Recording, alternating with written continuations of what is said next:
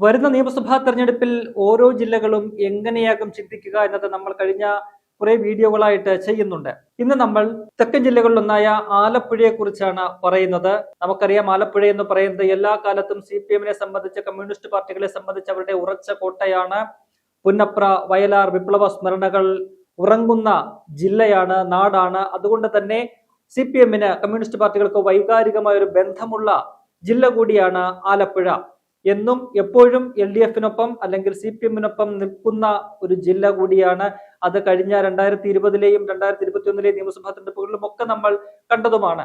ആ ആലപ്പുഴ ജില്ല ഇത്തവണ വരുന്ന നിയമസഭാ തെരഞ്ഞെടുപ്പിൽ എങ്ങനെ ചിന്തിക്കും, ഏത് മുന്നണിക്കൊപ്പം നിൽക്കും, ഏത് മുന്നണിയാകും അവർ ഭരിക്കുക എന്ന ഒരു വിശകലനമാണ് നമ്മൾ നടത്തുന്നത്. അതിനായിട്ട് ആദ്യം നമുക്ക് 2020-ലെ തദ്ദേശ തെരഞ്ഞെടുപ്പ് ഫലത്തിലേക്ക് ഒന്ന് പോകാം. ആലപ്പുഴ ജില്ലയിലാകെ 72 പഞ്ചായത്തുകളാണുള്ളത്. 2020-ലെ തദ്ദേശ തെരഞ്ഞെടുപ്പിൽ അതിൽ 50 LDF ആണ് സ്വന്തമാക്കിയത്. UDF-ന് സ്വന്തമാക്കാൻ കഴിഞ്ഞത് 14 പഞ്ചായത്തുകൾ മാത്രമാണ്. അതായത് 50-14 എന്ന വലിയൊരു മൃഗീയമായ ഒരു മേൽക്കൈയാണ് LDF-ന് ആലപ്പുഴ ജില്ലയിൽ 2020-ൽ ഉണ്ടായത്. ബ്ലോക്ക് പഞ്ചായത്തുകൾ വരികയാണെങ്കിൽ 12 ബ്ലോക്ക് പഞ്ചായത്തുകളാണുള്ളത്. അതിൽ 11-1 എന്ന് പറയുന്ന ഏകപക്ഷീയമായ വിജയം LDF 2020-ൽ സ്വന്തമാക്കി. ജില്ലാ പഞ്ചായത്ത് ഭരണം നേടി. ആകെയുള്ള മുനിസിപ്പാലിറ്റികളിൽ 6 മുനിസിപ്പാലിറ്റികളുള്ളതിൽ 2-3 എന്ന നിലയിലായിരുന്നു 2020-ലെ ഒരു നില. അപ്പോൾ അത്തരത്തിൽ 2020-ൽ ശക്തമായ ഒരു തരംഗം, LDF-ന്റെ തരംഗമായിരുന്നു സംസ്ഥാന വ്യാപകമായിട്ട്. ആ തരംഗം അവിടെ ആലപ്പുഴ ജില്ലയിലും പ്രകടമാകുന്ന ഒരു കാഴ്ചയാണ് നമുക്ക് കാണാൻ കഴിഞ്ഞത്. എന്നാൽ 2025-ലെ തദ്ദേശ തെരഞ്ഞെടുപ്പ് ഫലത്തിലേക്ക് വരുമ്പോൾ അവിടെ കാര്യമായ മാറ്റങ്ങൾ ഉണ്ടായിട്ടുണ്ട് എന്നതാണ് ഏറെ പ്രധാനപ്പെട്ട ഒരു കാര്യം. അതായത് ആകെയുള്ള 72 പഞ്ചായത്തുകളിൽ അതിൽ UDF 2020-ൽ 14 ആയിരുന്നുവെങ്കിൽ അത് 23-ലേക്ക് വർദ്ധിപ്പിക്കാൻ UDF-ന് കഴിഞ്ഞിരിക്കുന്നു എന്നതാണ്. LDF ഏതാണ്ട് 36 പഞ്ചായത്തുകളിലാണ് ഭരണം നേടിയിരിക്കുന്നത്. ഒപ്പം തന്നെ ടൈ ആയിട്ടുള്ള, അതായത് തുല്യ നിലയിൽ എത്തിയിട്ടുള്ള ഏതാണ്ട് 16 പഞ്ചായത്തുകളുമുണ്ട്. അപ്പോൾ ആ കണക്ക് കൂടി നോക്കുമ്പോൾ 24-16 ഏതാണ്ട് 40ഓളം പഞ്ചായത്തുകളിൽ LDF-ന് ഒപ്പമോ അല്ലെങ്കിൽ അവരെക്കാട്ടിലുമോ സ്വാധീനം ഈ UDF എന്ന് പറയുന്ന പ്രതിപക്ഷ മുന്നണിക്ക് അവിടെ സ്വന്തമാക്കാൻ കഴിഞ്ഞിട്ടുണ്ട്. അത് ചെറിയ കാര്യമല്ല.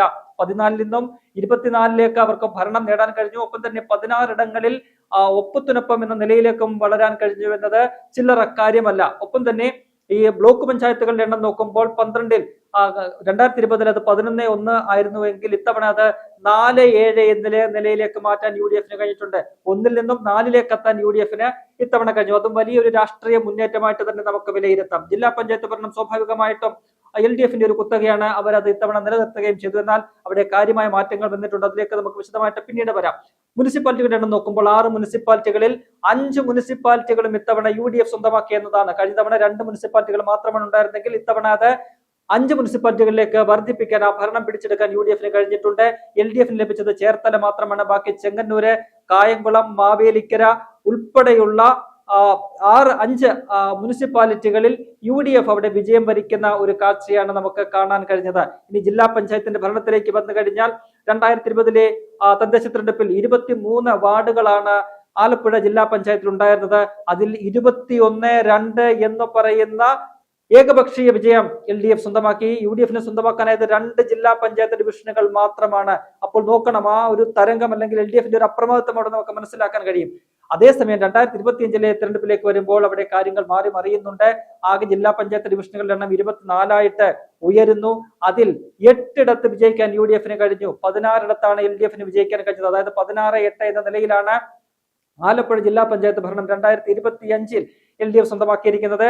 2020-ൽ വെറും 2 ഡിവിഷനുകൾ മാത്രം ഉണ്ടായിരുന്നിടത്ത് നിന്നുമാണ് 8-ലേക്കുള്ള UDF-ന്റെ ഒരു കുതിച്ചുചാട്ടം. അത് ചെറിയ കാര്യമല്ല. അത് രാഷ്ട്രീയപരമായിട്ട് നോക്കുമ്പോൾ ജില്ലാ പഞ്ചായത്ത് ഡിവിഷനുകൾ എന്ന് പറയുന്നത് ഒരു അര നിയമസഭാ മണ്ഡലമായിട്ടാണ് നമുക്ക് കണക്കാക്കാൻ കഴിയുന്നത്. അപ്പോൾ അത്തരത്തിൽ നോക്കുമ്പോൾ ശക്തമായ ഒരു മുന്നേറ്റമാണ് ഈ 2025-ലെ തദ്ദേശ തെരഞ്ഞെടുപ്പിൽ സമസ്ത മേഖലകളിലും UDF സ്വന്തമാക്കിയിരിക്കുന്നത്. ഒരു അപ്പർ ഹാൻഡ് LDF-നുണ്ട് എങ്കിൽ പോലും പല LDF-ന്റെ കോട്ടകളിലേക്കും കടന്നു കയറാനായിട്ടും മികച്ച വിജയം നേടാനായിട്ടും UDF-ന് സാധിച്ചിട്ടുണ്ട് എന്നത് ചെറിയ കാര്യമല്ല, നിസ്സാര കാര്യമല്ല. ഇനി 2021-ലെ നിയമസഭാ തെരഞ്ഞെടുപ്പ് ഫലം നോക്കുകയാണെങ്കിൽ ആലപ്പുഴ ജില്ലയിൽ 9 നിയമസഭാ മണ്ഡലങ്ങളാണുള്ളതിൽ. അതിൽ വെറും 1 സീറ്റിൽ മാത്രമാണ് UDF-ന് വിജയിക്കാൻ കഴിഞ്ഞത്. അത് ഹരിപ്പാടാണ്. രമേശ് ചെന്നിത്തലയുടെ മണ്ഡലം മാത്രമാണ്. ബാക്കി 8 മികച്ച വിജയം LDF സ്വന്തമാക്കി. 8-1 എന്ന നിലയിലാണ് 2021-ലെ നിയമസഭാ തെരഞ്ഞെടുപ്പിലെ ഒരു സീറ്റ് നില എന്ന് പറയുന്നത്. എന്നാൽ 2026 വരുമ്പോൾ കാര്യങ്ങൾ വളരെ വേഗത്തിൽ മാറി മറിഞ്ഞിട്ടുണ്ട്. വലിയ രീതിയിൽ ഒരു രാഷ്ട്രീയ മാറ്റം ആലപ്പുഴയുടെ രാഷ്ട്രീയ ഭൂമികയിൽ ഉണ്ടായിട്ടുണ്ട് എന്നതാണ് ഏറെ പ്രധാനപ്പെട്ട ഒരു കാര്യം. തദ്ദേശ തെരഞ്ഞെടുപ്പ് ഫലത്തിന്റെ ഒരു വിശകലനം കൂടി നോക്കുകയാണെങ്കിൽ വരുന്ന നിയമസഭാ തെരഞ്ഞെടുപ്പിൽ ആലപ്പുഴയിൽ ഒരു 4 മുതൽ 5 വരെ സീറ്റുകളിൽ വിജയിക്കാൻ UDF-ന് കഴിയും. അത്തരത്തിലുള്ള ഒരു രാഷ്ട്രീയ സാഹചര്യം അവിടെ ഉടലെടുത്തിട്ടുണ്ട് എന്നാണ് നമുക്ക് വിലയിരുത്താൻ കഴിയുന്നത്. LDF-ന്റെ അംഗബലം അത് 4 മുതൽ 5 വരെ, അതായത് ഒരു തുല്യ നിലയിലേക്ക് കാര്യങ്ങൾ മാറി മറിയുന്നു. വെറും ഒരു സീറ്റ് ഉള്ളിടത്തു നിന്നുമാണ് UDF-ന്റെ ഈ ഒരു മുന്നേറ്റം എന്ന് നമുക്ക് കാണാതിരുന്നുകൂടാ. അരൂർ ഉൾപ്പെടെയുള്ള കായംകുളം ഉൾപ്പെടെയുള്ള മണ്ഡലങ്ങളിൽ UDF ശക്തമായിട്ടുള്ള ഒരു തിരിച്ചുവരവ് ഇത്തവണ നടത്തിയിട്ടുണ്ട് തദ്ദേശ തെരഞ്ഞെടുപ്പിൽ. അത് അവിടെ പ്രതിഫലിക്കുമെന്നാണ് നമുക്ക് മനസ്സിലാക്കാൻ കഴിയുന്നത്. അങ്ങനെയെങ്കിൽ ആലപ്പുഴയുടെ വിപ്ലവ മണ്ണിൽ ഇത്തവണ UDF ശക്തമായ ഒരു മുന്നേറ്റം നടത്തും. LDF-ന് കനത്ത തിരിച്ചടി.